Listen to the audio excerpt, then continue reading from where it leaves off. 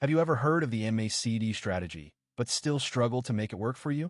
Many retail traders get excited about this popular indicator, but end up with mixed results due to incorrect settings. In this video, we're going to dive into the MACD strategy and expose the settings that most traders get wrong.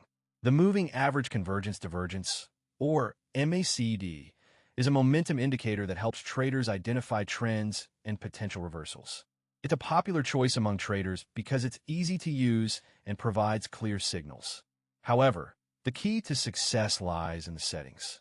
Most traders use the default settings provided by their charting software, but this can lead to inconsistent results.